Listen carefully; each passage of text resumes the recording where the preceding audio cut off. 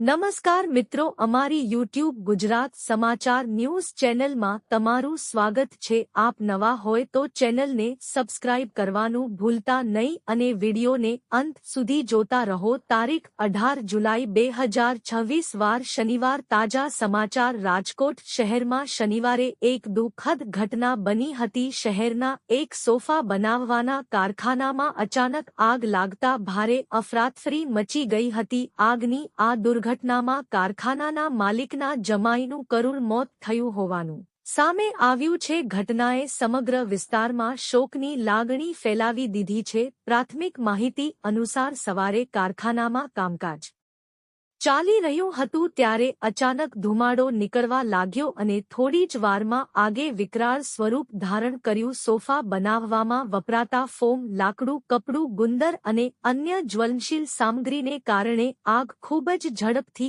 ફેલાઈ ગઈ હતી। આગ લાગતાની સાથે જ કારખાનામાં કામ કરતા કર્મચારીઓ બહાર દોડી આવ્યા અને સ્થાનિક લોકોએ તરત જ ફાયર બ્રિગેડને જાણ કરી। થોડા જ સમયમાં ફાયર બ્રિગેડની અનેક ટીમો સ્થળ પર પહોંચી અને આગ પર કાબૂ મેળવવા માટે કામગીરી શરૂ કરી। ભારે ધુમાડા અને તીવ્ર ગરમીને કારણે બચાવ કામગીરી મુશ્કેલ બની હતી। બચાવ કામગીરી દરમિયાન કારખાનાના અંદર ફસાયેલા માલિકના જમાઈને બહાર કાઢવામાં આવ્યા અને તાત્કાલિક હોસ્પિટલમાં ખસેડવામાં આવ્યા હતા। જોકે ગંભીર દાઝવાના કારણે સારવાર દરમિયાન તેમનું અવસાન થયું હતું। આ સમાચાર મળતા પરિવારજનો અને સગાસંબંધીઓમાં શોકની લાગણી વ્યાપી ગઈ હતી। ફાયર વિભાગે કલાકોની જહેમત બાદ આગ પર સંપૂર્ણ કાબૂ મેળવ્યો હતો। આગમાં તૈયાર સોફા, કાચો માલ, મશીનરી તેમજ અન્ય સાધનો બળી ખાખ થઈ ગયા હોવાનું જાણવા મળ્યું છે।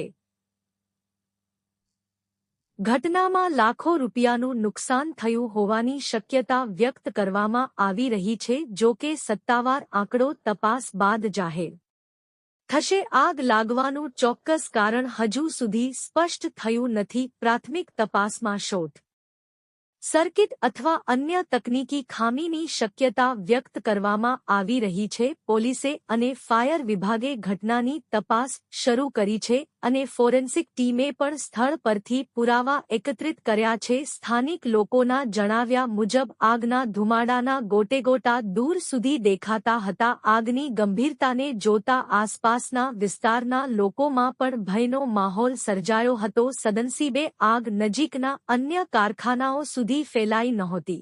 અધિકારીઓએ જણાવ્યું છે કે કારખાનામાં ફાયર સેફટીના નિયમોનું પાલન કરવામાં આવ્યું હતું કે નહીં તેની પણ તપાસ કરવામાં આવશે। જો કોઈ બેદરકારી સામે આવશે તો કાયદેસરની કાર્યવાહી કરવામાં આવશે। આ દુર્ઘટનાએ ફરી એકવાર ઔદ્યોગિક એકમોમાં આગ સુરક્ષા અંગે ગંભીર પ્રશ્નો ઊભા કર્યા છે। નિષ્ણાતોના જણાવ્યા મુજબ દરેક કારખાનામાં fire extinguisher, smoke alarm, emergency exit અને નિયમિત સુરક્ષા ચકાસણી જેવી સુવિધાઓ ફરજિયાત હોવી જોઈએ। રાજકોટની આ ઘટના સમગ્ર ગુજરાત માટે ચેતવણીરૂપ છે। સમયસર સુરક્ષા વ્યવસ્થા અને સાવચેતી રાખવાથી આવી દુર્ઘટનાઓમાં જાનહાનિ અને આર્થિક નુકસાનને ઘણું ઓછું કરી શકાય છે। હાલ પોલીસ, ફાયર વિભાગ અને સંબંધિત અધિકારીઓ સમગ્ર ઘટનાની ઊંડાણપૂર્વક તપાસ કરી રહ્યા છે। તપાસ પૂર્ણ થયા બાદ આગ લાગવાનું સાચું કારણ અને નુકસાન અંગે વધુ વિગતો જાહેર કરવામાં આવશે।